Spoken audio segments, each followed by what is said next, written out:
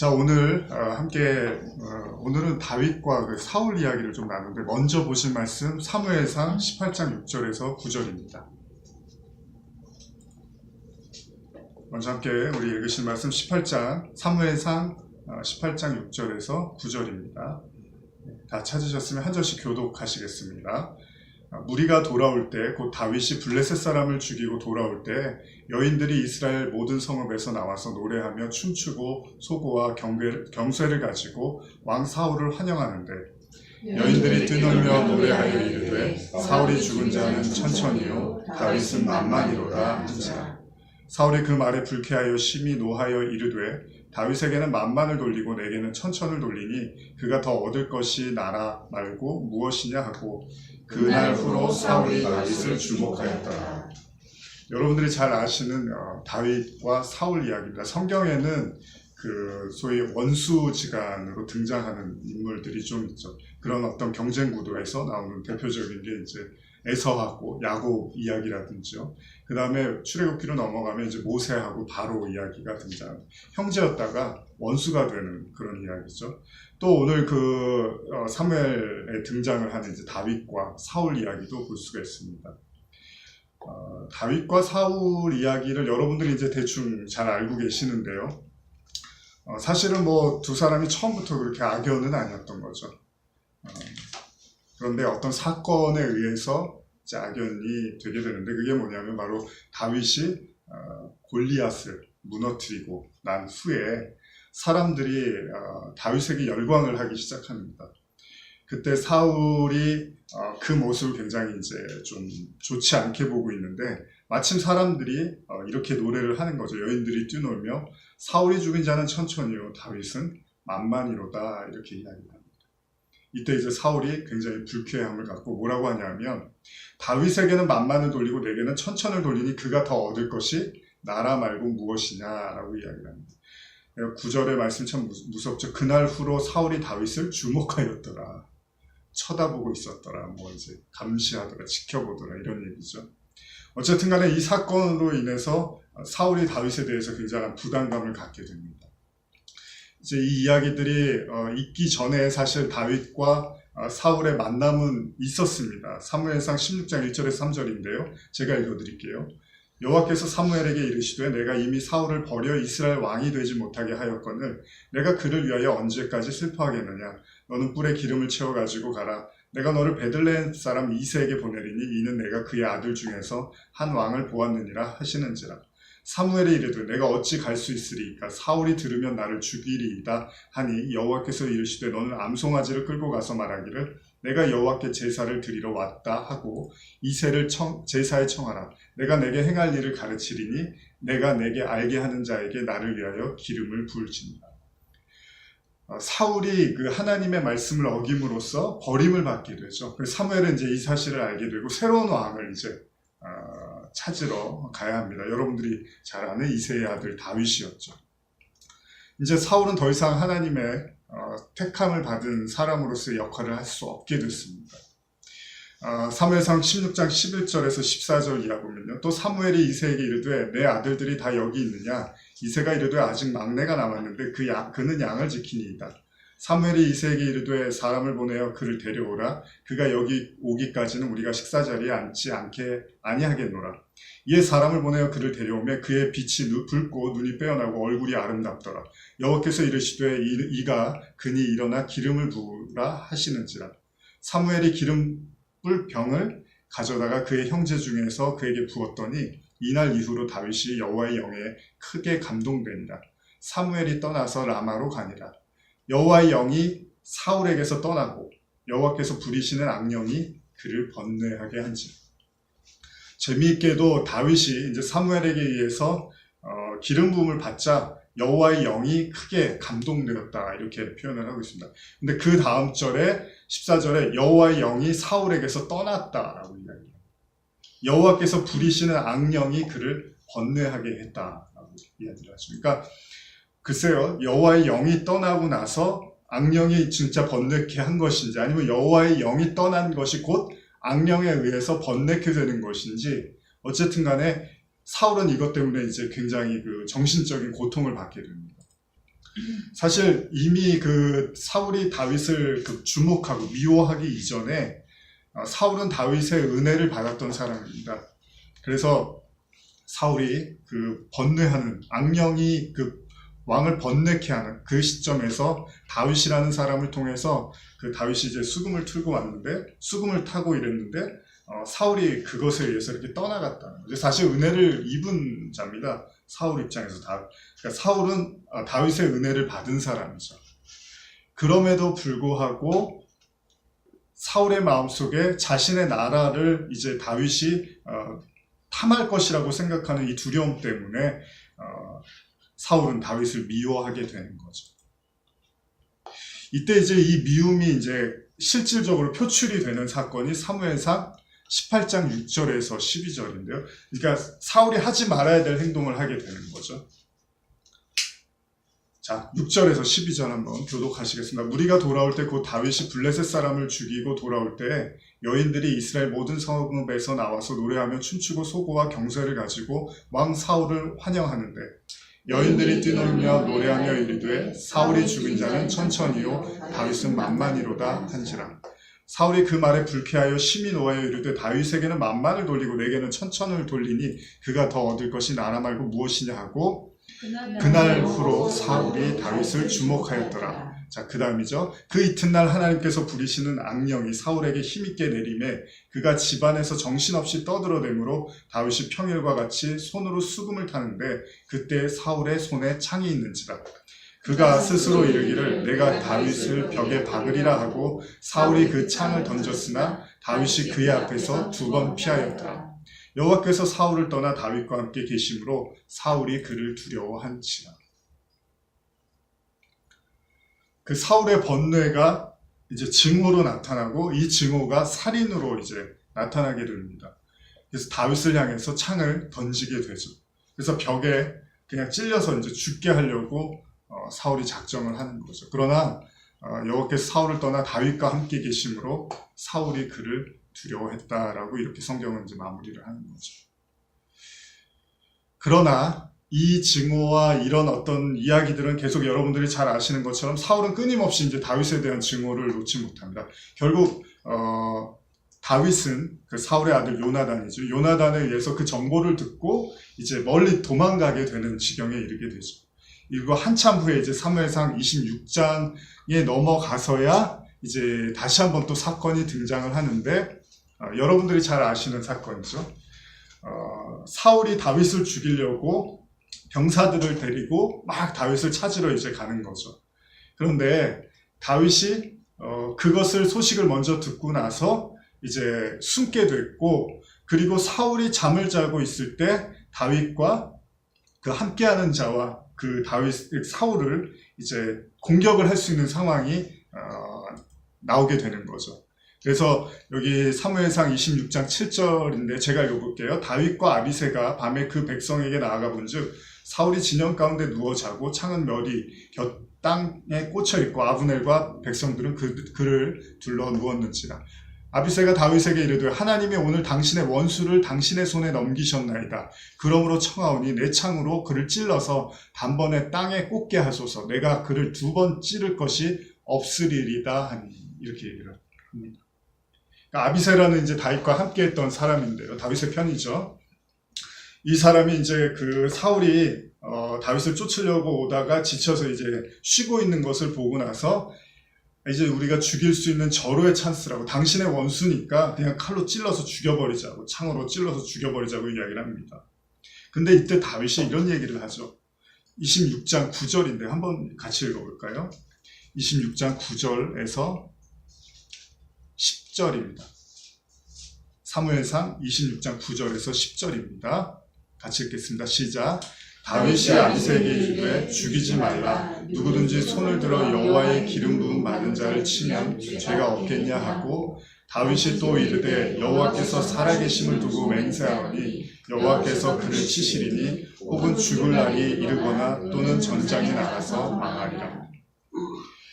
다윗이 이제 그 자신의 원수를 앞에 두고서 이제 죽일 수 있는 절호의 찬스예요. 여러분, 왜 죽여야만 하냐면 다윗이 죽이지 않으면 사울이 자기를 죽이기 때문이에요. 그렇기 때문에 이 상황은 다윗이 무슨 뭐 나쁜 마음을 먹어서가 아니라 살기 위해서라도 어떤 행동을 취해야 되는 상황입니다. 근데 이때 다윗이 뭐라 그러냐면 이 구절이 참 주목할 만한 구절인데 계속 이 말을 반복합니다. 여호와의 기름 부음 받은 자를 치면 죄가 없겠느냐, 이 얘기를 계속해요. 그러면서 여호와의 살아계심을 두고 맹세하노니 여호와께서 그를 치시리니, 그러니까 이게 무슨 말이냐면 그가 때가 되면 죽거나 아니면 전쟁에 나가서 죽을 거다. 그러니까 하지 말자, 이렇게 얘기를 합니다. 그러면서 11절에 내가 손을 들어 여호와의 기름 부음 받은 자를 치는 것을 여호와께서 금하시나니 너는 그의 머리 곁에 있는 창과 물병만 가지고 가자, 이렇게. 그러니까 이 부분 한번 여러분들도 오늘 말씀을 들으면서 이제 내내 생각을 해보시겠지만, 다윗이 왜 사울을 죽이지 않았을까? 이것은 뭐 어쩔 수 없는 상황이에요. 둘 중에 하나가 죽어야지만 끝나는 싸움 같은 거 있잖아요. 근데 다윗은 죽음을 자신이 앞으로 죽을 수도 있다는 생각을 하면서도 사울을 살려둡니다. 이때 이제 사울이 그걸 알게 되는 거죠. 그러니까 사울이 또 은혜를 입어요, 다윗에게. 이미 악신에 의해서 다윗이 그에게 은혜를 베풀었습니다. 그 악신에 번뇌하는 정말 미칠 것만 같았던 다윗을 그 고통에서 꺼내줬어요. 그럼에도 불구하고 그 증오를 삭히지 못했던 사울이 또다시 다윗이 그를 살려줬습니다. 거기에 다윗에 대한 고마움을 이렇게 표치를 했어요. 근데 여러분 재밌는 게 사무엘상 26장 25절 이렇게 끝나잖아요. 근데 27장 1절 한번 가보실까요?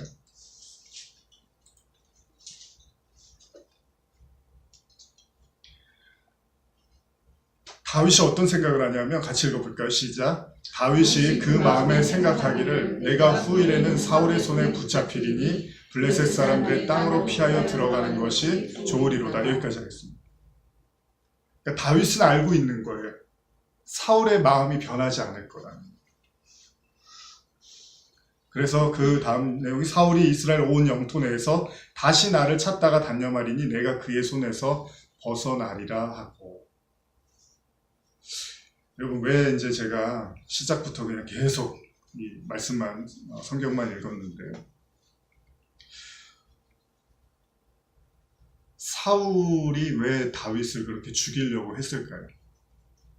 물론 우리가 생각했을 때 이제 당연히 왕권 싸움이고 어떤 자신에게 위협되는 사람을 제거하는 것이 뭐 보편적인 역사에서 살펴볼 수 있는 이야기잖아요.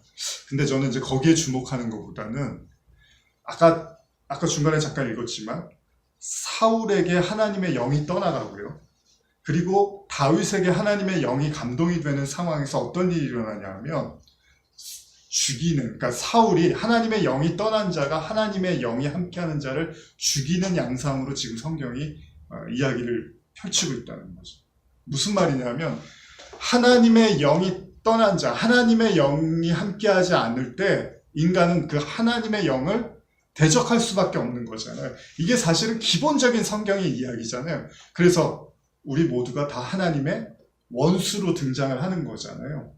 그러니까 다윗과 사울의 이 갈등과 이 싸움을 가만히 보면 하나님의 사람과 하나님의 영이 떠난 자가 어떤 모습을 갖고 있는지를 지금 보여주는데, 다윗은 어떻게 하냐면 계속 그 하나님의 영이 떠난, 이미 그 하나님의 어떻게 보면 촛대가 옮겨진 사람을 계속 받아들이고 있습니다. 이해하고 용서하고 있어요. 근데 하나님의 영이 떠난 자는 그 하나님의 사람을 계속해서 핍박하고 죽이려고 하고 있다는 거죠. 이게 뭡니까? 성경에서 기본적으로 이야기하고 있는 하나님과 인간과의 관계입니다. 그래서 하나님의 영, 하나님이 영이시니까 그냥 하나님과 그 영이 함께하지 않는 육체, 인간은 계속해서 죽이는 양상을 보이는데 누가 죽이죠? 하나님이 인간을 죽이는 게 아니라 인간이 계속해서 하나님을 핍박하고 죽이는 양상으로 나타나요. 그 대표적인 사건이 뭐죠? 저와 여러분들이 다 결부되어 있는 사건. 십자가 사건이죠. 그러니까 예수는 모든 사람이 다 죽인 거잖아요. 그러니까 예수만 유일하게 하나님의 영이 함께 했잖아요. 그런데 다른 모든 사람들이 합심해서 예수를 팔아넘기고 죽인단 말이죠. 이게 하나님의 영과 하나님의 영이 함께하지 않는 자의 양상으로 지금 다윗과 사울의 이야기가 계속 지금 펼쳐지고 있다는 거죠. 근데 사무엘하 이제 1장으로 가면 드디어 사울이 죽습니다. 그러면 다윗에게는 이제 너무나 잘된 일이에요. 이제 자신의 삶이 이제 쫙 펴지는 일이 일어나죠. 그런데 다윗이 그 모습을 보고 사무엘하 1장 11절에서 16절인데 제가 읽어드릴게요. 이제 사울이 죽고 나서입니다. 그러자 다윗은 자기의 옷을 잡아 찢었습니다. 우리말로 읽어드릴게요. 그와 함께 있던 모든 사람들도 자기 옷을 찢었습니다. 그리고 사울과 그의 아들 요나단과 여호와의 백성들과 이스라엘 집이 칼에 쓰러진 것으로 인하여 저녁 때까지 슬피 울며 금식했습니다. 물론 요나단, 그 사울의 아들 요나단과의 그 애정 때문에 그랬을 수도 있어요. 그런데 꼭 그렇지만은 않아요. 13절 이하입니다. 다윗이 그 소식을 전한 젊은이에게 물었습니다. 너는 어디 출신이냐? 그가 대답했습니다. 저는 외국 사람 아말렉의 아들입니다. 다윗이 그에게 말했습니다. 내가 어떻게 감히 내 손으로 여호와께서 기름 부으신 사람을 죽이는 것을 두려워하지 않았느냐? 그러고는 다윗이 자기 부하 가운데 하나를 불러 가까이 가서 저 사람을 죽여라고 명령했습니다. 그가 젊은이를 치자 그 자리에서 죽었습니다. 다윗은 그에게 이렇게 말했습니다. 내 피가 내 머리에 있을 것이다. 내가 내 입으로 내가 여호와께서 기름 부으신 사람을 죽였다고 스스로 죄를 시인했다. 그러니까 사울을 죽인 어떤 병사 하나를 데리고 와서 그가 사울을 죽였다는 이유로 다윗이 그를 죽여버리는 이야기입니다. 중요한 건 다윗이 무지하게 그 사울과 요나단의 죽음을 굉장히 애통했다는 것이죠. 그러면서 다윗이 이런 시를 짓습니다. 이런 노래를 만드는데 제가 다 읽기는 좀 많으니까 1장 24절에 사무엘하 1장 24절인데 현대어로 제가 한번 읽어드릴게요. 다윗이 너무나 그 비통한 마음으로 지은 노래입니다. 너희 이스라엘 여인들아 너희는 모두 사울을 위하여 울어라. 그는 일평생 너희를 위하여 싸우고 너희를 위하여 온갖 보물을 약탈해왔고 너희에게 자색옷도 화려하게 입혀주고 금장식도 풍성하게 선물로 주었었다. 그토록 용맹스럽던 용사들이 어쩌다가 싸움을 중단하고 죽었으며 요나단 형이 어떻게 산중에 그냥 죽어있소. 나의 형 요나단, 나의 가장 좋은 친구 요나단, 형 생각에는 나는 메어지는 가슴으로 울고 있소. 형의 우정은 나를 무조건 아끼고 사랑한 것이었소. 어느 여인이 사랑하여도 형이 나를 사랑한 것보다 더 사랑하지는 못할 것이오. 슬프고 슬프다. 그토록 뛰어난 용사들이 쓰러져 죽고 그 좋은 투사들이 영영 사라져 버렸습니다. 사무엘하의 1장의 내용을 지금 읽은 내용을 보면 다윗이 비단 어떤 그냥 율법적으로요. 내가 하나님을 경외하는 사람인데 어떻게 내가 하나님이 택하신 사람을 죽일 수 있어? 라는 어떤 그런 율법적인 그런 어떤 관념에 의해서 사울을 죽이지 않았다는 것을 엿볼 수 있는 글이죠. 무슨 말이냐면 다윗은 정말 진지하게 사울과 요나단에 대해서 마음으로 그들을 애통해하고 그들을 아꼈다는 것을 엿볼 수가 있습니다. 자, 여러분 오늘 우리가 지금까지 이렇게 읽은 이야기들을 쭉 생각을 해보면 다윗이 어떤 마음이었기 때문에 어떤 마음이었기에 그 사울과 요나단, 요나단은 그렇다 쳐요. 왜냐하면 자기한테 워낙 잘해준 사람이니까. 근데 사울을 이렇게 애통해하면서 사울을 이렇게 안타까워할 수 있겠냐는 거예요. 이게 가능하겠냐는 거죠.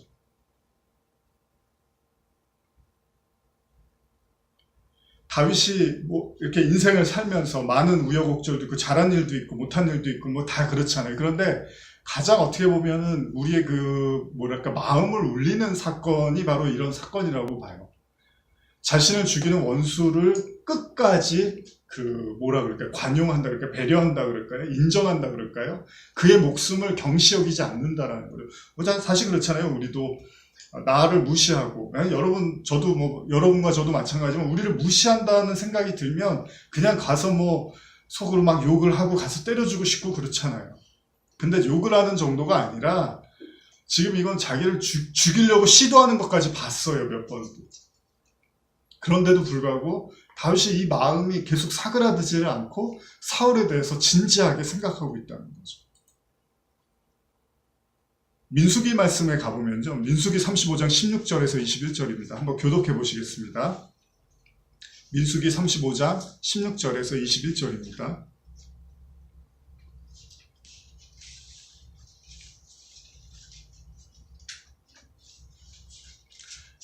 자, 민수기 35장 16절에서 21절 교독하시겠습니다. 만약 어떤 사람이 철로 된 물건으로 사람을 쳤는데 그 사람이 죽게 된다면 그는 살인자다. 제가 우리말로 찾았으니까 읽어드릴게요. 그냥 그 살인자는 죽임을 당해야 한다. 만약 어떤 사람이 사람을 죽일 수 있을 만한 돌을 손에 들고 있었는데 그 돌로 사람을 쳐서 그 사람이 죽게 된다면 그는 살인자다. 그 살인자는 죽임을 당해야 한다. 만약 어떤 사람이 사람을 죽일 수 있을 만한 나무를 손에 들고 있었는데 그것으로 사람을 쳐서 그 사람이 죽게 됐다면 그는 살인자다. 그 살인자는 죽임을 당해야 한다. 그 피를 복수하는 사람이 그 살인자를 죽이도록 하라. 그를 만나거든 그가 그를 죽이도록 하라. 만약 어떤 사람의 미움으로 인해 어떤 사람을 밀거나 혹은 의도적으로 무언가를 던져서 사람이 죽게 되거나 혹은 적개심을 갖고 손으로 때려서 사람이 죽게 되면 그 공격자는 죽임을 당해야 한다. 그는 살인자다. 그 피를 복수하는 사람이 그 살인자를 만나면 죽이도록 해야 한다. 이게 율법입니다. 당시의 율법이에요. 그러니까 당시의 율법에서도 이미 사울은 당연히 죽이는 게 맞는 거예요. 다윗의 입장에서는. 다윗은 하나님을 경외하는 사람이었으니까 율법에 의해서 그냥 사울을 죽여도 아무 문제가 되지 않을 것 같은 이야기란 말이죠. 근데 여러분, 율법이 어려운 게 뭐냐면 민수기처럼 이런 말씀도 있지만 레위기로 가보면 사실 또 전혀 엉뚱한 이야기들이 있습니다. 이걸 한번 찾아보겠습니다. 레위기 19장 17절에서 18절입니다.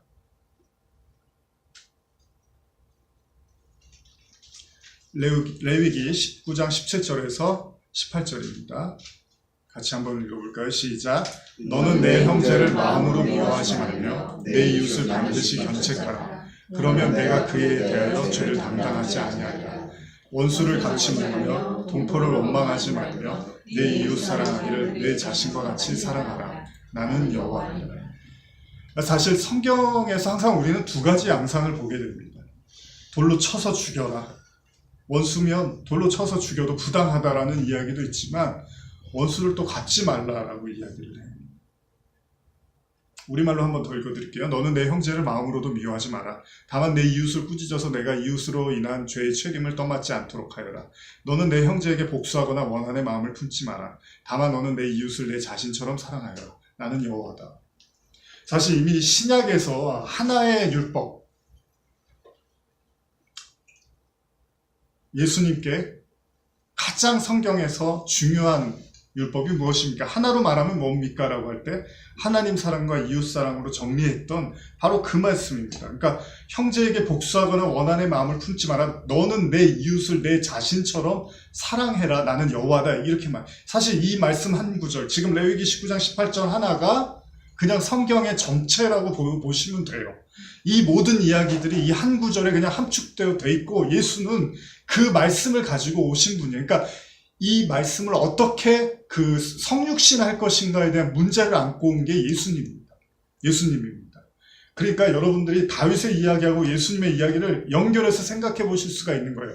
다시 말하면 하나님의 신이 함께하는 자와 하나님이 신이 떠난 자가 원수의 상태로 등장을 하는 거죠. 여러분, 우리 에덴 동산에서 아담과 하와가 하나님의 신이 존재하지 않는 자의 모습으로 등장하면서 하나님을 피해 다니잖아요. 그때 여호와의 신이 이렇게 나타났더니 도망 다니고 이렇게 막 그런 모습이 나타나죠. 마찬가지로 하나님의 신과 그렇지 않은 자의 이 원수의 모습은 바로 예수님과 우리들의 모습으로 이제 등장을 하는 거죠. 결국은 예수님의 그 첫 계명, 예수님이 이루고자 했던 하나님 사랑과 이웃 사랑이라는 계명이 완성되는 곳이 십자가잖아요. 그래서 예수님이 거기서 이제 모든 것을 다 이루었다라고 얘기를 하시는 건데, 여러분, 사울이라는 이름의 뜻이 혹시 뭔지 아십니까? 사울. 성경에 사울이라는 이름으로 등장하는 사람이 4명 정도가 된다고 합니다. 그 중에 우리가 잘 아는 지금 읽은 사울이 한 명 있고요. 또 한 사람 사울이 있는데, 사울의 이름의 뜻은 요구한, 구걸하는 자, 거린, 이런 의미를 합니다. 근데 여러분들이 이미 알고 있는 사도행전에 등장하는 이제 바울인 사울이 있잖아요. 이 사울이, 그러면 가만히 한번 생각해 보세요. 왜 구약에 등장한 그 사울이 신약에도 또 등장을 해요. 근데 물론 사람은 다른 사람이지만 한번 우리가 의미적으로 접근하는 거예요. 우리가 요셉 같은 경우 예수님의 모형이나 이런 걸 갖고 있듯이 이런 이름들을 통해서 한번 그럼 그 사울과 그리고 사도행전에 등장하는 사울을 생각해 보면 사울이 어떤 자로 처음에 등장을 하냐 하면요. 사도행전 9장에 제가 읽어드릴게요. 사도행전 9장 1절인데 사울이 주의 제자들에 대하여 여전히 위협과 살기가 등등하여 이렇게 시작합니다. 그러면서 다메섹 여러 회당에 가져갈 공문을 청하니 이는 만일 그 돌을 따르는 사람을 만나면 남녀를 막론하고 결박하여 예루살렘으로 잡아오려 함이라. 그러니까 항상 분노와 그 화에 차 있었어요. 그리고 이전에 이미 스데반을 죽이는데 굉장히 앞장서서 그 일들을 했던 사람입니다. 그런데 이때 9장 3절에 사울이 길을 가다가 다메섹에 이르러 호련히 하늘로부터 자 빛이 들어와요. 보세요, 여러분. 이걸 한번 오늘 잘 말씀을 들으세요. 하나님의 빛, 하나님의 영이 함께할 때하고 그러지 않을 때의 지금 모습을 그래서 굳이 성경이 사울하고 바울이라는 이름을 쓰는 거예요. 모든 제자들이 다 그렇지 않습니다. 다 모든 제자들이 이름을 두 개 갖고 있는 게 아니에요. 근데 바울은 사울이라는 이름을 갖고 있어요. 뭘 지금 얘기하고 있는 거죠. 이때 바울이 뭘 깨닫게 되냐면 9장 4절인데 땅에 엎드러져 들음에 소리가 있어 이르되 사울아 사울아 사울이라고 부르죠. 내가 어찌하여 나를 박해하느냐. 대답하되 주여 누구시니까 이르시되 나는 내가 박해하는 예수. 그러면 다윗과 사울 이야기, 사울과 예수 이야기 한번 연결을 지어보세요. 다윗은 사울에게 어떻게 하죠? 계속 관용을 베풀어요. 심지어 자기의 목숨이 위태로워져도 그냥 죽으면 죽으겠다는 거예요. 왜요? 하나님이 그것도 하나님이 하는 거니까 생사화복도. 다윗은 그런 믿음을 가지고 있었던 것 같아요. 왜냐하면 자기 목숨에 연연하는 사람이었으면 골리앗과 싸우려고 나서지도 않았을 거예요. 그러니까 이미 다윗은 어떤 죽고 살고 이런 문제는 크게 집착했던 사람은 아니었던 것 같아요. 물론 나중에 도망 다니고 하면서 어떤 다윗의 모습도 있지만 우리가 사울과의 관계에서는 다윗은 딱 자기의 목숨에 어떤 연연하는 듯한 모습을 보이지 않고 있다는 거죠. 그럼 보세요. 사울이 지금 다메섹 도상에서 하나님의 빛이 들어오니까 뭘 깨닫냐면 내가 예수를 박해하는, 그러니까 네가 박해하는 예수야 내가. 너하고 나는 그럼 어떤 사이인 줄 아니? 원수지간이야. 이렇게 얘기를 하는 거죠. 만약에 이게 이제 같은 여러분 한번 좀 이렇게 의미적으로 생각해 보면 예수는 하나님의 아들이잖아요. 근데 지금 그러니까 사울이었던 바울, 사울은 그 예수하고 지금 원수지간이죠. 근데 다윗은 사울의 아들 이름 뭐죠? 요나단. 원수지간이 아니에요. 아니에요. 그러니까 다윗은 달랐다는 거예요. 이미 그 원수지간의 관계, 그 하나님과 그런 지간을 맺고 있지 않았음을 보여주고 있는, 물론 다윗도 죄인입니다. 그러나 성경에서 우리에게 보여주고 있는 건 다윗이 이미 그 하나님의 그 사랑으로 말미암아 그 사람들과의 그 사랑과 그런 은혜의 관계들을 마음으로 가지려고 했던 자였음을 보여주는 거죠. 요한일서 3장 11절에서 16절입니다. 시작. 우리는 서로 사랑할지니 이는 너희가 처음부터 들은 소식이라. 가인과 같이 하지 말라. 그는 악한 자에게 속하여 아우를 죽였으니 어떤 이유로 죽였느냐. 자기의 행위는 악하고 그의 아우의 행위는 의로움이라. 형제들아, 세상이 너희를 미워하여도 이상히 여기지 말라. 우리는 형제를 사랑함으로 사망에서 옮겨 생명으로 들어가는 줄 알거니와 사랑하지 아니하는 자는 사망에 머물러 있느니라. 그 형제를 미워하는 자마다 살인하는 자니 살인하는 자마다 영생이 그 속에 거하지 아니하는 것을 너희가 아는 바라. 그가 우리를 위하여 목숨을 버리셨으니 우리가 이로써 사랑을 알고 우리도 형제를 위하여 목숨을 버리는 것이 마땅합니다. 이제 신약으로 넘어와서는 구약에서는 살인을 이제 얘기했으면 신약으로 넘어와서는 미움을 가지고 살인으로 이야기를 합니다. 그러면서 형제들아, 세상이 너희를 미워해도 이상히 여기지 말라. 우리는 형제를 사랑함으로 사망에서 옮겨 생명으로 들어간 줄을 알거니와 사랑하지 아니하는 자는 사망에 머물러 있느니라. 이렇게 얘기합니다. 형제를 미워하는 자마다 살인하는 자니 살인하는 자마다 영생이 그 속에 거하지 아니하는 것을 너희가 아는 바라.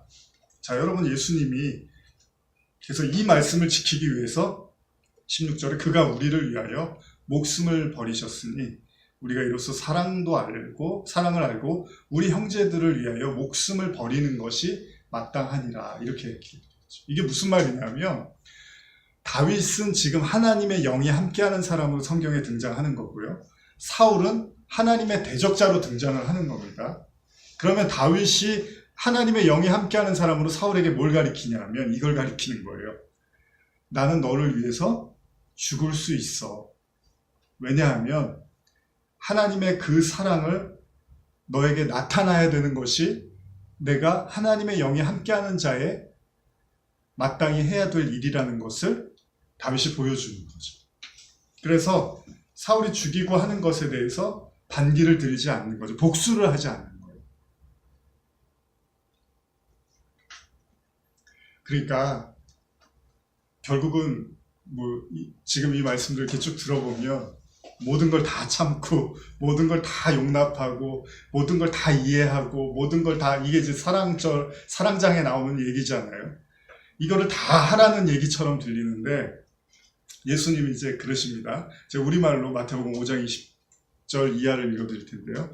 내가 너희에게 말한다. 너희가 율법학자들이나 바리새파 사람들보다 더 의롭지 않으면 결코 하늘나라에 들어가지 못할 것이다. 그러니까 예수님이 산상수훈에서 말씀을 전하다가 뭐라고 하냐면 바리새파 율법주의자들, 당시에 그 예수님의 지탄을 받았던 그 사람들보다 더 의롭지 않으면 하나님 나라 못 들어간다고 얘기를 해요. 이 얘기는 뭐냐면 이 사람들도 당시에 굉장히 열심히 그 율법을 지키기 위해서 타인들에 대한 관용과 배려를 행했던 사람들입니다. 그런데 예수님이 그거를 넘어서지 못하는 자들은 하나님 나라에 합당하지 않다고 얘기를 해요. 그러면서 21절 이하입니다. 살인하지 말라. 살인한 사람들은 누구든지 심판을 받을 것이다 라는 옛사람들의 말을 너희가 들었다. 그러나 나는 너희에게 말한다. 형제에게 분노하는 사람도 심판을 받게 될 것이다. 또 형제에게 라가라고 하는 사람도 공회에서 신문을 당할 것이다. 그리고 너는 바보다 하는 사람도 누구든지 지옥불 속에 떨어질 것이다. 그러므로 내가 만약 제단에 예물을 드리다가 내 형제가 너를 원망하고 있는 것이 생각나면 예물을 거기 제단 앞에 두고 우선 가서 그 사람과 화해하라. 예물은 그 다음에 돌아와 드려라. 이거 여러분 예전에 다 읽으셨던 말씀이죠. 너를 고소하는 사람과 함께 법정으로 갈 때에 도중에 서둘러 그와 화해하도록 하여라. 그렇지 않으면 그가 너를 재판관에게 넘겨주고 재판관은 너를 간수에게 내어주어 감옥에 갇히게 될 것이다. 진실로 너에게 말한다. 내가 마지막 1고들란트까지 다 갚기 전에는 거기서 나오지 못할 것이다.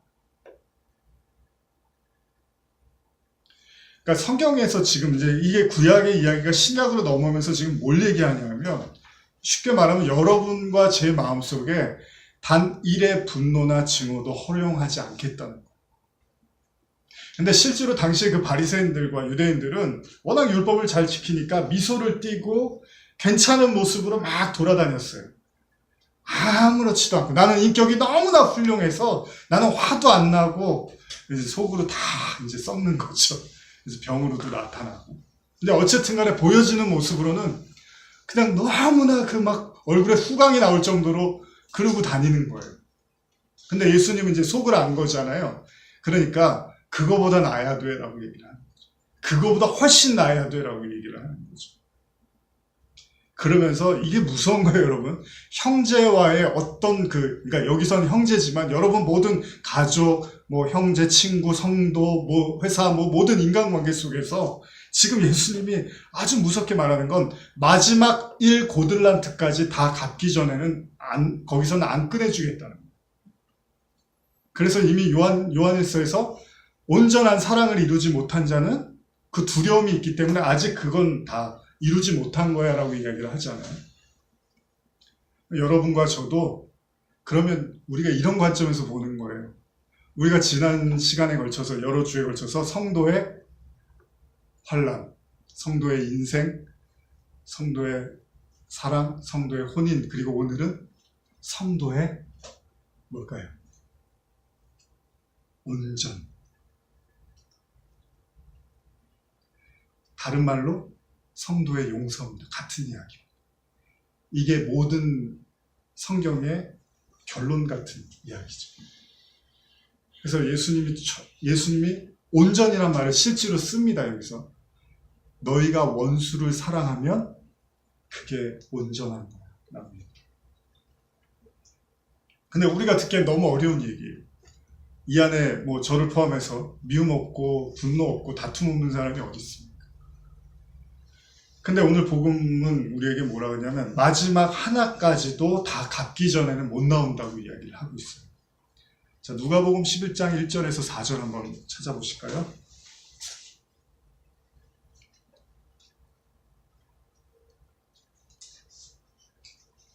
누가복음 11장 1절에서 4절입니다. 교독하시겠습니다. 예수께서 한 곳에서 기도하시고 마치심에 제자 중 하나가 여짜오되 주여 요한이 자기 제자들에게 기도를 가르친 것 같이 우리에게도 가르쳐 주옵소서. 예수께서 이르시되 너희는 기도할 때 이렇게 하라. 아버지여 이름이 거룩히 여김을 받으시오며 나라가 임하옵시며 우리가 우리에게 날마다 일용할 양식을 줍시고 우리가 우리에게 죄 지은 자를 모든 사람을 용서하오니 우리 죄도 사하여 주옵시고 우리를 시험에 들게 하지 마옵소서. 기도를 이제 예수님이 가르쳐준 또 유일한 기도죠. 여기 보면은 우리가 우리에게 죄 지은 모든 사람을 용서하오니, 이제 우리가 외우는 주기도문하고 좀 다르죠. 우리가 우리에게 죄 지은 모든 사람을 용서하오니 우리 죄도 사하여 주옵시고.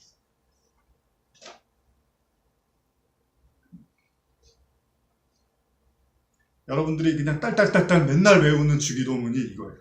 우리가 우리에게 죄 지은 모든 사람을 용서하오니 우리 죄도 사하여 주시옵고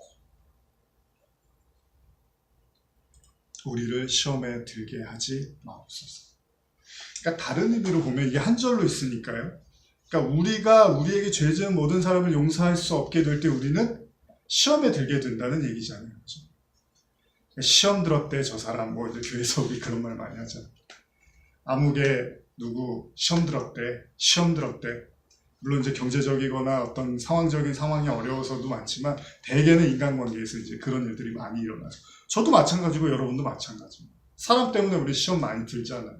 넘어지기도 하고 또 삭히기도 하고 참기도 하고 여러 가지 마음속에 어떤 그런 어려움들을 우리가 갖고 있잖아요. 근데 예수님이 우리에게 죄 지은 모든 사람을 용서하오니 우리 죄도 사하여 주셨고 이렇게 이 얘기를 하신단 말이에요. 근데 이 말씀이 저는 그래요. 예수님이 주기도문을 가르쳐주고 어떤 의도에서 이런 말씀을 하셨는지는 이제 그 다음 이야기에 항상 좀 우리가 묵상해보면 조금 더 가까이 근접할 수가 있는데요. 이것도 한번 읽어볼까요? 11장 5절에서 15절입니다. 시작, 교독하시겠습니다. 또 이르시되 너희 중에 누가 벗이 있는데 밤중에 그에게 가서 말하기를 벗이여 떡 3덩이를 내게 구워달라. 내 벗이 여행 중에 내게 왔으나 내가 먹을 것이 없노라 하면 그가 안에서 대답하여 이르되 나를 괴롭게 하지 말라. 문이 이미 닫혔고 아이들이 나와 함께 침실에 누워있으니 일어나 내게 줄 수 없노라 하겠느냐. 내가 너희에게 말하노니 비록 벗됨으로 인해서는 일어나서 주지 아니할지라도 그 간청함을 인하여 일어나 그 요구대로 주리라. 내가 또 너희에게 이르노니 구하라. 그러면 너희에게 주실 것이요. 찾으라. 그러면 찾아낼 것이요. 문을 두드리라. 그러면 너희에게 열릴 것이니 구하는 이마다 받을 것이요. 찾는 이는 찾아낼 것이요. 두드리는 이에게는 열릴 것이니라. 너희 중에 아버지 된 자로서 누가 아들이 생선을 달라 하는데 생선 대신에 뱀을 주며 알을 달라 하는데 전갈을 주겠느냐. 너희가 악할지라도 좋은 것을 자식에게 줄 알거든 하물며 너희 하늘 아버지께서 구하는 자에게 성령을 주시지 않겠느냐 하시니라. 여러분, 왜 주기도문 다음에 이 얘기가 나올까요? 잘 모르겠죠. 왜 갑자기 찾으라 두드려라 뭐 아버지가 나쁜 거 주겠느냐 그러면서 뭘로 마치냐면 이 이야기는 성령으로 마칩니다. 주기도문의 모든 자를 용서하는 이야기 다음에 성령에 대한 이야기, 구하라, 성령을 구해라 이렇게 얘기를 해요. 근데 조금 더 요 구절을 이해하기 쉽게 해주는 게 그 다음 절입니다. 14절 15절인데요 한번 같이 읽어보겠습니다. 시작.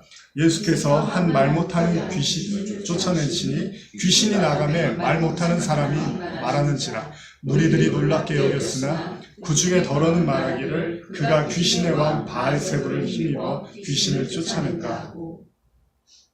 갑자기 성령 이야기하고 악령 이야기가 나오죠. 근데 어떻게 나오냐면 예수님이 성령으로 귀신을 쫓아냈더니 사람들이 예수님을 악령으로 보더라는 거예요. 귀신 들렸다고 하는 거죠. 자, 용서 이야기가 나오고 성령 이야기가 나오고 악령 이야기가 나옵니다. 그럼 지금까지 우리가 앞서 나눴던 다윗과 사울의 이야기를 쉽게 한번 우리가 구도를 보면 결국 다윗은 하나님의 성령을 함께하는 자로서 나타나는 거고요. 사울은 악령이 함께하는 자로 나타나는 거죠. 근데 악령이 함께하는 자는 성령이 함께하는 자를 죽이는 원수로 등장을 하게 되는 거죠. 자, 용서는 어떻게 해야 되는 거죠? 예수님이 용서해 주시는 거잖아요. 근데 그 예수님은 어떤 분이에요?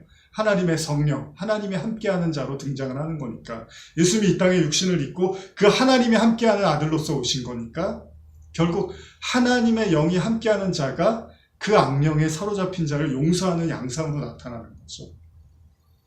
근데 악령에 사로잡힌 자는 그 성령이 함께하는 자를 귀신으로 보고 있는 거예요.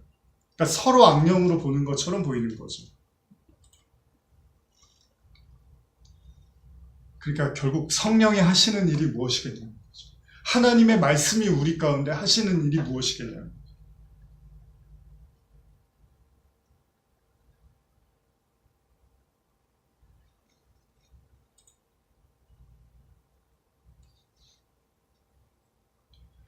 시편 51편을 보면 다윗이 범죄를 저지르게 됩니다. 처음으로 자기가 죄를 지었다라는 생각을 하게 되는 장면이 시편 51편의 그 고백의 시에서 아주 잘 나타나죠. 다윗이 밧세바하고 동침하고 나서 그 나단 선지자의 이야기를 듣고 아주 너무나 이제 그 마음의 비통함에 젖어 있을 때 지은 시로서 시편 51편이 나오는데요. 이때 다윗이 뭐라고 하냐면 이런 이야기를 합니다. 시편 51편 10절인데 제가 읽을게요. 하나님이여 내 속에 정한 마음을 창조하시고 내 안에 정직한 영을 새롭게 하소서. 나를 주 앞에서 쫓아내지 마시며 주의 성령을 거두지 마소서. 근데 여러분 사울은 하나님의 영이 떠나고 사울은 이런 고백을 하지 않습니다. 사울은 그 하나님의 영이 떠난 것에 대한 두려움으로 급급해서 어떻게든 그 하나님의 영이 떠났음에도 불구하고 자신의 왕권을 유지하기 위해서 끊임없이 사울은 자신의 일을 펼칩니다. 심지어는 다윗을 하나님의 기름 부음 받은 다윗을 죽여서라도 자신의 하려고 하는 일을 계속 진행을 시킵니다. 근데 다윗은 처음으로 자기가 죄를 졌다고 생각하는 그 순간에 그제서야 하나님의 영이 자신에게로부터 떠나가서는 안 되고 그렇게 하면 자신이 도무지 살 수 없는 존재라는 것을 고백을 하게 되는 거죠. 근데 사울은 그게 중요한 사람이 아니었습니다. 하나님의 영이 함께하고 함께하지 않는 게 중요한 게 아니라 자신의 인생에서 자신이 펼치고자 하는 그 일을 계속 진행시키기 위한 어떻게 보면 세상을 사랑하는 자였습니다. 그럼 여러분 세상을 사랑하는 그 사울의 모습과 그가 악령으로 이제 등장을 하는 건데 하나님의 영이 함께하는 다윗의 모습에서 우리가 오전에 이미 아까 읽었던 모든 이야기들을 조금씩 종합해 보면 하나의 그 결론을 낼 수 있는데요. 그게 뭐냐면 시편 51편 12절 13절에서 제가 한번 이야기를 나눠보겠습니다. 읽어보겠습니다. 제가 주의 구원의 즐거움을 내게 회복시켜 주시고 자원하는 심령을 주사 나를 붙드소서. 그리하면 내가 범죄자에게 주의 도를 가르치리니 죄인들이 주께 돌아오리이다. 무슨 말이냐면 하나님의 영이 함께하는 자의 삶에서 나타나야 되는 한 가지 중요한 핵심은 범죄자에게 주의 도를 가르친다는 것. 이해하십니까? 그러니까 다윗에게 있어서 가장 중요한 일은 하나님의 사랑을 계속해서 나타내는 것이라는 거죠. 그래서 다윗이 사울을 계속해서 용서하고 이해하고 받아들이는 거죠. 여러분 성도의 온전함. 그러니까 우리는 전도를 많이 하고 물론 전도도 많이 하셔야 돼요. 왜요? 사랑하니까. 근데 진짜 내가 천국 가기 위해서 내가 어떤 하나님께 칭찬받기 위해서 이런 차원 말고요. 정말 하나님의 영이 함께한다라는 것의 진정한 의미는 내가 범죄자에게 주의 도를 가르치는 거예요. 무슨 말이냐면 살인자에게 주의 도를 가리킨다라는 거예요. 그러니까 그 내 목숨을 던져서라도 그가 하나님의 도를 깨달을 수 있으면 나는 그 목숨을 던지겠다라는 거죠. 이게 예수님의 십자가의 가르침이라는 거죠. 근데 이 얘기를요, 바울도 똑같이 합니다. 디모데전서 1장 12절에서 16절인데요. 한번 찾아보실까요? 디모데전서 1장 12절에서 16절입니다.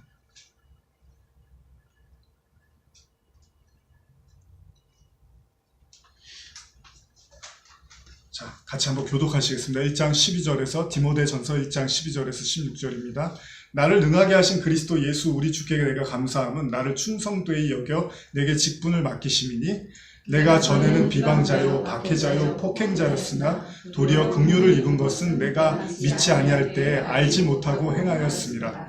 우리 주의 은혜가 그리스도 예수 안에 있는 믿음과 사랑과 함께 넘치도록 풍성하였도다. mit보다 모든 사람이 받을 만한 이 말이여 그리스도 예수께서 죄인을 구하시려고 세상에 임하셨다 하였도다. 죄인 중에 내가 괴수니라.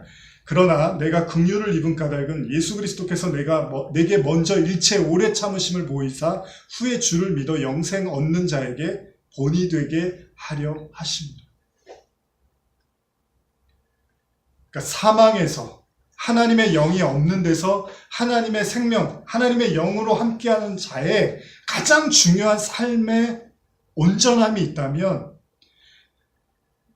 그렇잖아요. 바울이 지금 내가 전에 뭐라고 합니까? 비방자요, 박해자요, 폭행자였다고 얘기해요. 여러분은요? 저는요? 똑같죠. 하나님의 영이 함께하지 않으면 우리는 그 악령에 의해서 수시로 우리의 마음과 감정이 증오와 분노와 미움과 다툼과 비판과 이런 걸로 우리는 계속 노출될 수밖에 없잖아요. 누구도 예외가 없잖아요, 인간이. 그래서 시험에 들지 말게 해달라고 기도를 하잖아요. 그런데 하나님의 말씀, 하나님의 성령, 하나님의 은혜가 우리를 어디로 끌고 가냐 하면 여러분과 제가 깨달아야 될 거예요. 먼저 일체 그리스도께서 오래 참으심을 보이사 후에 주를 믿어 영생 얻는 자에게 본이 되게 하려 하십니다. 그러니까 저와 여러분들의 인생에서 하나님이 우리에게 하시는 온전함의 작업이 있다면 쉽게 설명하면 뭐죠? 여러분과 제 안에서 미움을 하나씩 제거하는 거예요. 이 미움을 한 고들란트 남겨두면 못 나오는 겁니다. 그래서 우리는 형제에게 바보라고 하면 지옥불에 들어간다는 얘기가 그 바보라고 할 수밖에 없는 우리의 내면에 이미 지옥불이 타고 있는 거잖아요. 우리 야고보서 이야기를 통해서 나눴죠. 우리 혀에 이미 그 지옥불이 타고 있다. 우리는 수시로 그런 것들을 확인한단 말이에요. 우리 마음속에 그 어둠을 통해서. 그래서 어쩔 때는 막 지옥 갔다가 어떨 때는 천국 갔다가 수시로 들락달락 한단 말이죠. 우리는. 근데 하나님이 우리의 마음속에 하는 작업은 그 미움과 증오를 하나하나씩 무너뜨리는 거죠. 그리고 나중에 바울이 이제 그 디모데전서를 쓸 때는 디모데에게 이야기하는 거니까 내가 그렇게 박해하고 폭행하고 비방하는 사람이었는데 내가 일체 오래 참으심에 그 하나님의 은혜를 배우고 나니까 나도 그렇게 본이 되게 하려고 하는 하나님의 의중을 알았다라고 얘기를 하는 거죠. 결국 사랑은 할 때 고린도전서 13장에 사랑은 하면서 제일 먼저 나오는 말이 뭐죠? 오래 참고 이제 이렇게 압축이 되는 거예요. 근데 참아지냐고요. 화병이 나잖아요. 스트레스가 되잖아요. 어디 가서 맞고 왔으면 어디 가서 또 쳐야 되는 거예요, 사람. 도대체 이게 어떤 의미일까? 하나님이 참으라는 얘기가 어떤 의미이고 어떤 얘기일까? 근데 어렵진 않습니다, 여러분. 날마다 죽으라는 얘기죠. 십자가의 길, 순교자의 삶, 노래는 우리가 많이 부르고 많이 외치는데 바울은 아주 쉽게 정리해 줍니다. 나는 날마다 죽노라. 이게 무슨 말이냐면요.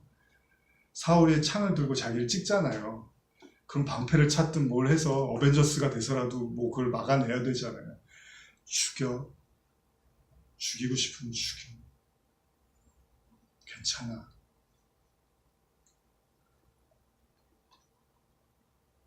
스데반이 이렇게 막 돌을 맞고서 그냥 이렇게 죽잖아요. 예수님이 십자가에서 그냥 이렇게 죽잖아요. 죽는다는 게 뭘까요? 그 사람을 이기고 싶어 하지 않는 거겠죠. 뭐냐면 내가 그 사람을 이기고 싶은 게 아니니까. 복음은 내가 이기는 게 복음이 아니잖아요. 내가 그 사람을 이겨서 압도하는 게 복음이 아니잖아요. 그리스도가 승리하는 게 복음이잖아요. 여러분들이 그걸 위해서 교회를 다니고 믿음을 갖는 거잖아요. 그러니까 여러분들이 이기는 게 아니잖아요. 다윗이 딱 막아내고 다윗이 돌을 얼마나 잘 던집니까? 자고 있으면 돌 하나로 확 쓰러지게 할 수 있는 게 다윗이잖아요. 우리 생각에. 근데 그렇게 내가 이겨갖고 사울이 이기는 게 아니잖아요. 그러면 다윗이 보여주고 싶었던 건 하나님의 영, 결국 하나님의 대변자로서 다윗은 하나님은 끝까지 용서하고 사랑한다라는 걸 다윗이 사울에게 가르쳐 주는 거잖아요. 그래서 바울도 옛날에는 그렇게 비판하고 비방하고 죽이고 폭행했는데 지금은 내가 오래 참음으로 산다라고 이야기를 하는 거잖아요. 그러니까 이거는 우리가 들으면 너무 어렵고 피상적인 얘기처럼 들릴지 모르겠지만 복음의 온전함은 여기에 담겨 있다는 거죠. 마태복음 18장 21절에서 22절 한번 같이 읽어볼까요? 이제 거의 끝나갑니다.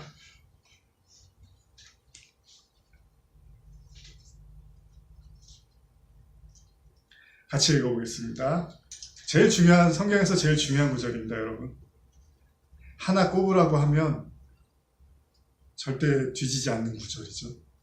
같이 읽어보겠습니다. 시작. 그때 베드로가 나와 이르되 주여 형제가 내게 죄를 범하면 몇 번이나 용서하여 주리이까? 7번까지 하오리이까? 예수께서 내게 이르노니 7번뿐 아니라 7번을 7번까지라도 할지니라. 저는 이 구절이 하나님 사랑, 이웃 사랑하고 거의 같은 구절이라고 생각을 하는데요. 그러면 성도의 인생은 성도의 성화? 결국 우리는 끊임없이 용서를 받거나 용서를 해주는 삶 속에 놓여 있다는 거죠. 우리가 잘못한 것에 대해서 용서를 구해야 할 것이고요.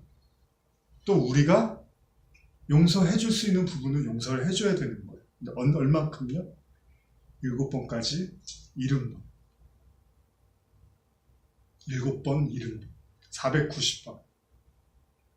그럼 491번째 되면 용서 안 해도 되는 게 아닌 거죠.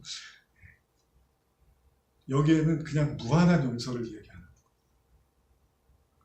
근데 저와 여러분들이 그리스도인으로서 잊지 말아야 될 건 우리는 용서를 해줘야 되기도 하지만 용서를 받아야 되기도 하는 사람이에요. 우리가 잘못한 것에 대해서 용서를 구하기도 해야 되고요. 그리고 우리가 용서할 수 있는 것을 용서해야 되기도 하는 그 두 가지 양자의 삶을 우리는 항상 살고 있는 거죠. 그래서 우리는 끝없이 용서를 구하고 끝없이 용서를 해줘야 됩니다. 인간관계가 다 그렇잖아요. 두 가지로 나누잖아요. 용서할 일과 용서받을 일.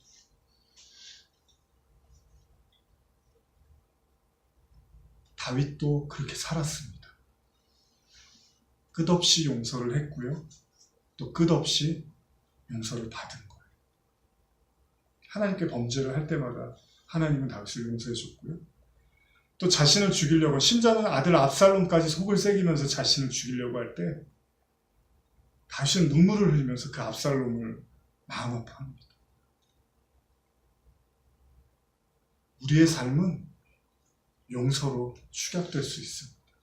아니, 십자가에서 예수님의 마지막 한마디는 저들의 죄를 사하여 주십시오라는 용서로 결론이 지어지죠. 예수님이 이렇게 말씀하십니다. 제가 읽을게요. 누가복음 6장 31절에서 36절인데요. 남에게 대접을 받고자 하는 대로 너희도 남을 대접하라. 너희가 만일 너희를 사랑하는 자만 사랑하면 칭찬받을 것이 무엇이냐? 죄인들도 사랑하는 자를 사랑하느니라.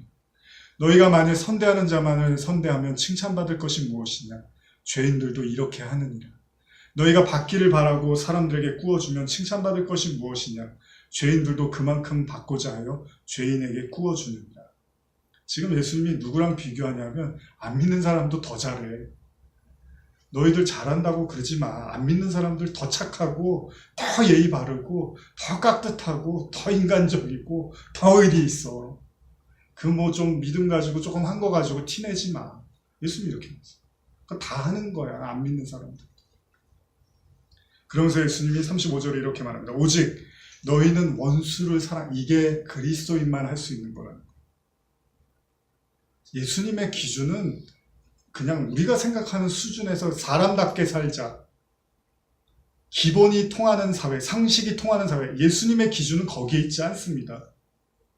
물론 그것도 지금 안 돼서 교회들이 욕을 먹는 거지만 저도 그렇고. 그러나 예수님의 기준은 원수 사랑에 있습니다. 다윗은 그걸 했다니까요.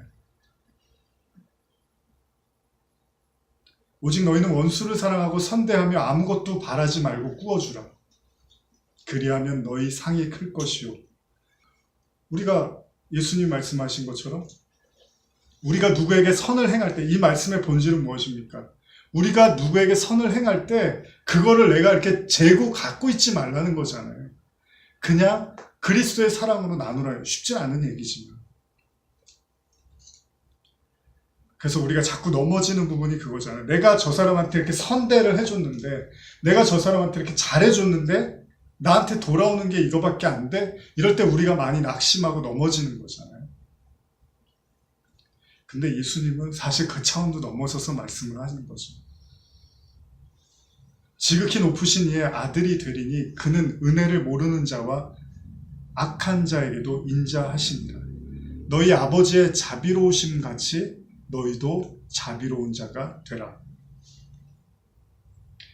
이게 산상수훈에서 예수님이 우리에게 내주시는 결론 같은 이야기죠. 이걸 마태복음에도 이야기를 하고 있는데 우리 한번 마태복음을 같이 찾아서 읽어볼까요?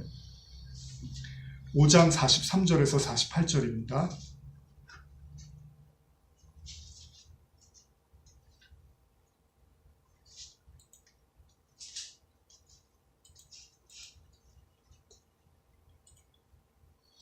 자, 같이 한 절씩 교독하시겠습니다. 또 내 이웃을 사랑하고 내 원수를 미워하라 하였다는 것을 너희가 들었으나 나는 너희에게 이르노니 너희 원수를 사랑하며 너희를 박해하는 자를 위하여 기도하라. 이같이 한즉 하늘에 계신 너희 아버지의 아들이 되리니 이는 하나님이 그 해를 악인과 선인에게 비추시며 비를 의로운 자와 불의한 자에게 내려주심이라. 너희가 너희를 사랑하는 자를 사랑하면 무슨 상이 있으리요? 세리도 이같이 아니하느냐. 또 너희가 너희 형제에게만 무난하면 남보다 더하는 것이 무엇이냐? 이방인들도 이같이 아니하느냐. 그러므로 하늘에 계신 너희 아버지의 온전하심 같이 너희도 온전하라.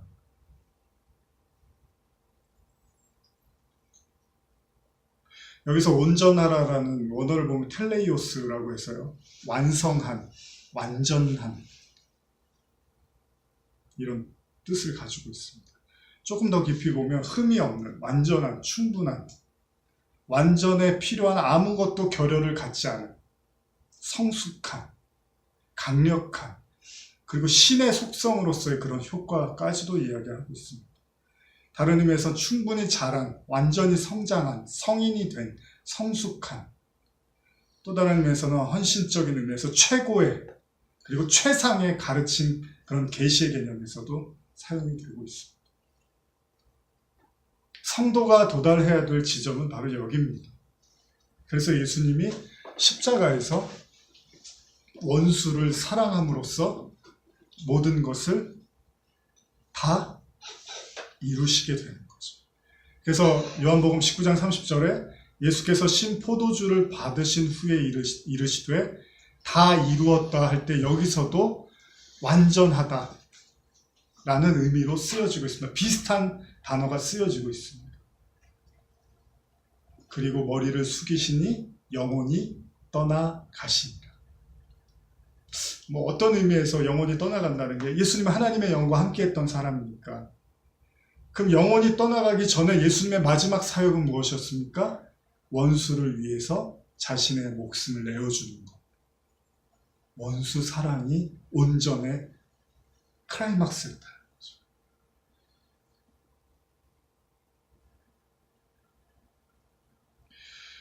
결국은 성도의 삶에 하나님이 우리를 만드시고 이끄시는 그 지점은 바로 원수 사랑이라는 온전함에 있을 수 있다는 거죠.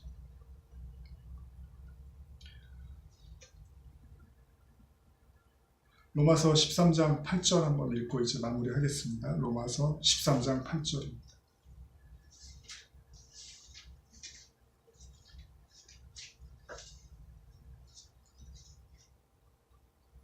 같이 읽겠습니다. 시작. 피차 사랑의 빛 외에는 아무에게도 빛도 지지 말라.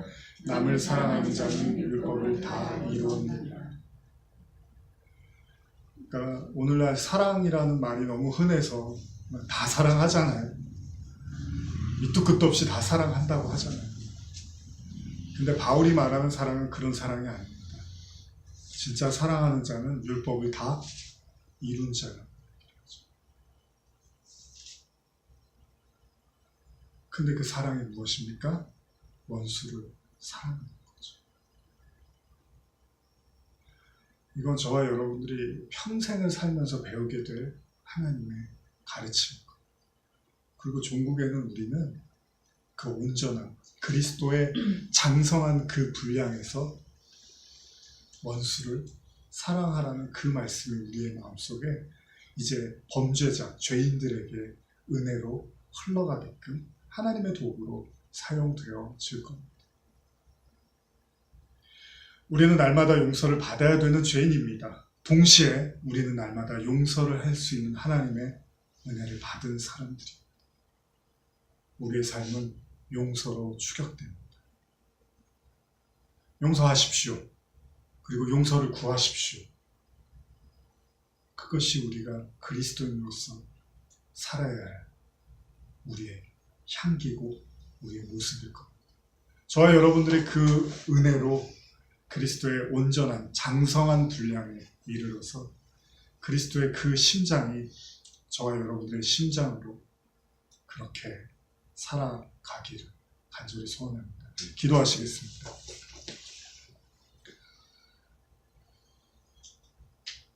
원수를 사랑하라. 우리는 목적어를 빼고 사랑할 것만 생각하는지도 모릅니다. 그냥 사랑하라고 하셨으니까 그냥 사랑만 하면 되겠지. 잘해주기만 하면 되겠고 그렇게 하면 하나님이 말씀하신 사랑을 내가 하고 있을 거라고 생각하고 싶을지도 모릅니다. 그러나 목적어는 원수였습니다. 그리고 그럴 때 주님은 우리에게 율법을 다 이루었다고 말씀하십니다. 물론 하루아침에 될 문제는 아닐 것입니다. 다윗의 삶에서 우리가 보았던 것처럼 좌충우돌하고 넘어지고 또 넘어지고 무너지고 또 일어났다가 또 무너지고 하나님의 마음을 아프게도 했다가 또 흡족해도 했다가 우리의 삶이 똑같이 그러할 것입니다. 그러나 그 속에서 우리가 그 완전한 용서를 배우게 하여 주시고 7번씩 70번이라도 아니 너희의 인생에 존재하는 한 너희가 이 땅에 존재하는 한 그 용서가 끝나지 않음을 우리에게 가르치셨던 그 아버지의 용서를 우리가 온전함으로 가지게 하여 주시옵소서. 예수님의 이름으로 기도드립니다. 아멘.